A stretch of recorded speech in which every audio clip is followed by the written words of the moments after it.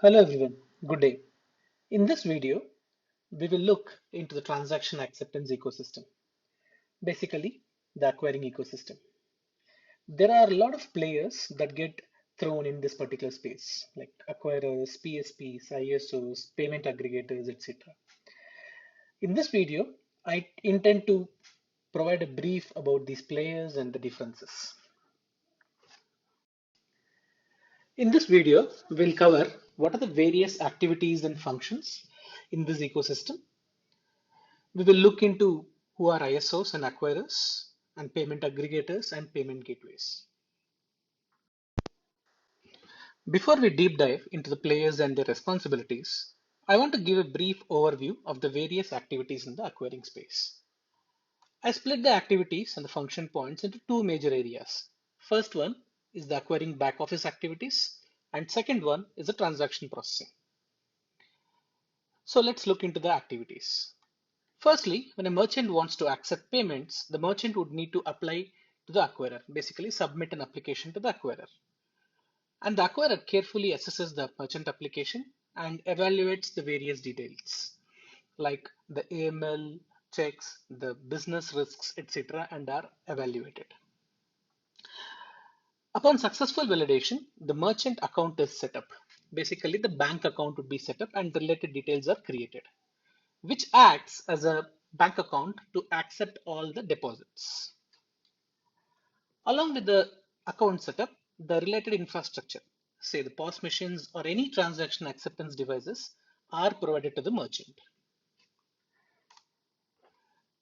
The back office also maintains a merchant service functions to support any merchant queries, to generate statements for them, etc. So now let's look into the transaction processing activities.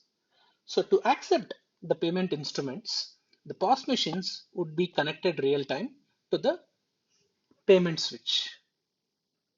The payment switch receives the transactions from the acceptance devices.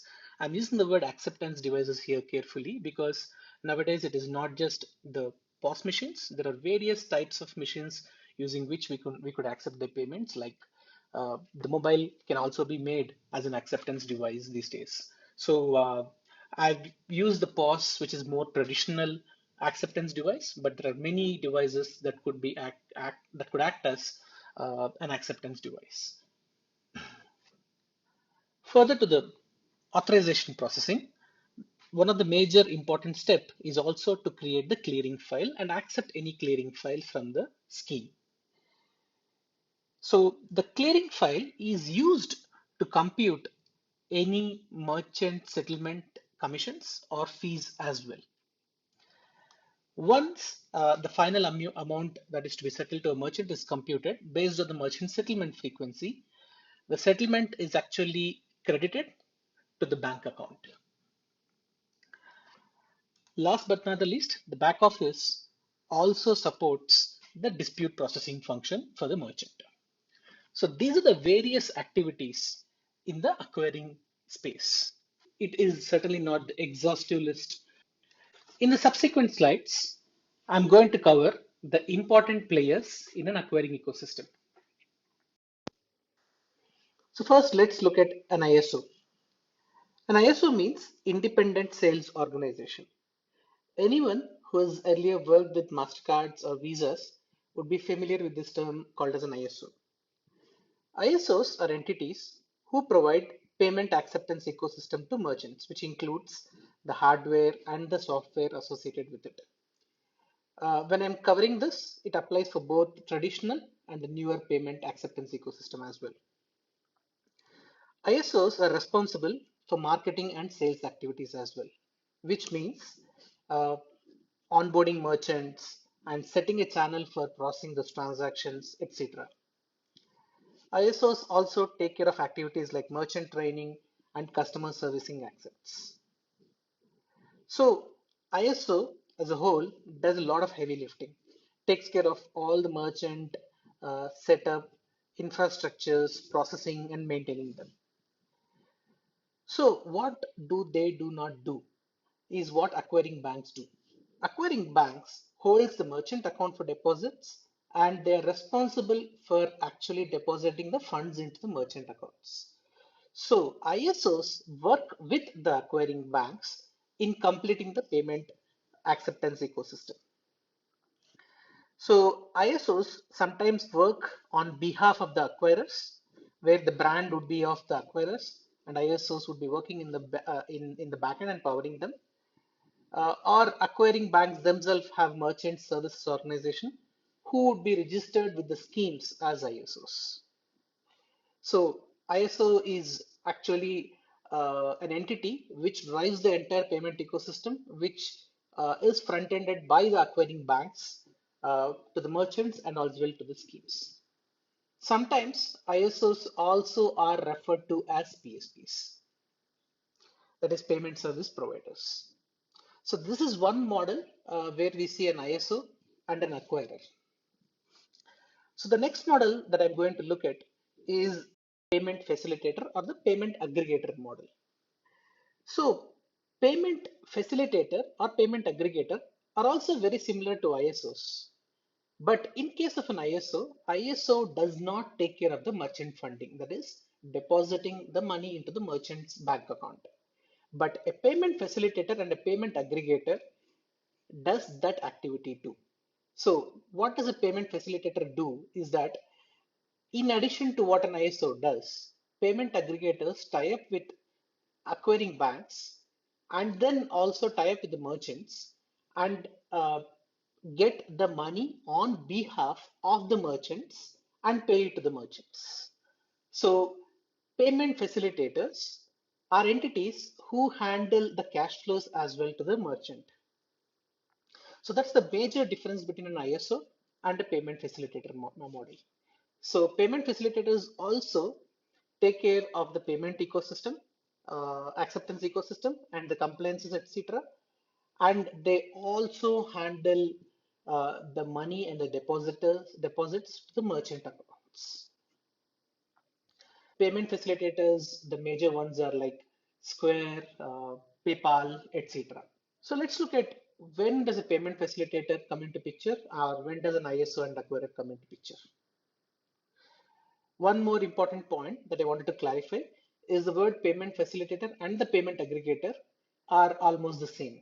The only thing is payment facilitators usually handle big merchants and payment aggregators usually handle smaller merchant categories. This is more of a nomenclature. These words get used interchangeably. So let's look at the differences between the ISO and the payment facilitator model. As I said, the merchant funding in case of an ISO and an acquirer model is taken care by the acquirer. So the cash flow or the merchant funding is taken care by the acquirer. Whereas in a payment facilitator model, it is done by the payment facilitator. So the merchants work with the payment facilitators and the payment facilitators deposit the money to the merchant's account. In case of a payment acceptance ecosystem, it is provided by ISOs, whereas in case of a payment facilitator, the payment facilitator takes care of the acceptance ecosystem. So before I go to the third difference that I have pointed out about merchant ID and terminal ID. So this broad term is where if a merchant has multiple terminals or various acceptance points, then generally they would have one MID but multiple terminal IDs. In case of an acquirer and an ISO, merchants get a unique EMID and the terminal ID changes depending on the terminals that the merchant has. Whereas in a payment facilitator model, the merchant ID would be common, or the payment facilitator maintains the merchant ID, the groups of merchant IDs, and only the terminal IDs get changed between various merchants. So merchant ID would be common for many merchants, and the terminal IDs generally vary in case of a payment facilitator model. And one major difference is that when it comes to commissions, the ISO and acquired model charge based on the type of transactions and also the transaction volumes. So this sort of interchange fees are a little confusing for the merchants. Whereas in case of payment facilitators, they usually charge a flat rate. And that's one of the reason that merchants directly try to go with payment facilitator model because it's very easy to reconcile. It's just a flat rate that they offer. I wouldn't say if this model is advantageous, which payment facilitators provide, because they would also cover a lot of other things like the maintenance costs, etc., and bundle it and provide a flat rate. So I wouldn't really judge which model is better, but yes, usually payment facilitators provide a flat rate commission, whereas an acquired model charges the commission and fees depending on the type of merchant and also the volume. So these are the two major models when it comes to payment acceptance ecosystem. One is an acquirer and ISO model. Second is a payment facilitator model. So the next and the last topic that I'm going to cover is payment gateways. Payment gateways are entities who only provide support for online transactions, basically e-commerce transactions that you typically see on web pages or mobile apps as well. The payment gateways provide software, basically for merchant plugins, which the merchants can take and then integrate onto the website to accept credit card information. And payment gateways typically accept the card information, does the 3D secure validation, and sends the authorization to the schemes. So payment gateways in general refers to the software and also entities who does online transactions only, and they work with acquiring banks and hold the merchant accounts for the web merchants. So payment gateways is a very small subset of the entire payment ecosystem, which purely works with the web channel. Thank you. This completes my video. Uh, Please like it if you learned something new from it, and do provide your feedback in form of comments. Thank you.